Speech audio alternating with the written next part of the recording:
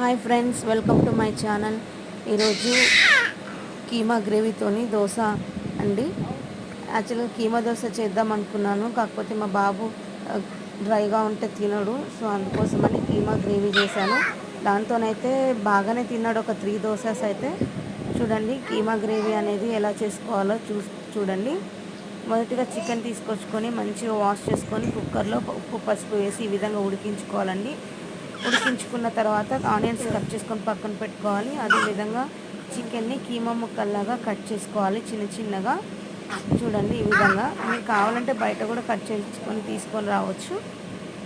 ఇప్పుడు ఒక బాండి పెట్టుకొని అందులో ఆయిల్ వేసి పచ్చిమిరపకాయలు, అదేవిధంగా కొత్తిమీర, పుదీనా, పచ్చిమిరపకాయలు, కరివేపాకు అన్నీ వేసి కలపాలి. దాని తర్వాత పసుపు, అల్లం వెల్లుల్లి పేస్ట్ వేసి పచ్చివాసన పోయిన తర్వాత అందులో వచ్చేసి కారము వేసి కలపాలండి. తర్వాత ఈ విధంగా కీమా వేసుకోవాలి. కీమా వేసుకొని కలిపిన తర్వాత కీమా ఉడికించుకున్న వాటర్ కూడా పోయాలి. దాని తర్వాత కలర్ కోసము ఫుడ్ కలరు, ఇది ఆప్షనల్ అండి, మీ ఇష్టము. తర్వాత గ్రేవీ అనేది చిక్కబడడం కోసము కార్న్ఫ్లోర్ వాటర్ వేసాను. మధ్యలో చూడండి మా బాబు, చిన్న బాబు ఎంత కీకలు పెడుతున్నాడో, ఆడుకుంటున్నాడు. వాడు 6 months ఉంటాడండి.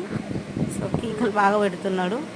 ఈ విధంగా చేసి దింపేసుకుంటే ఎంతో టేస్టీగా ఉండే keema gravy with dosa ready. Thank you.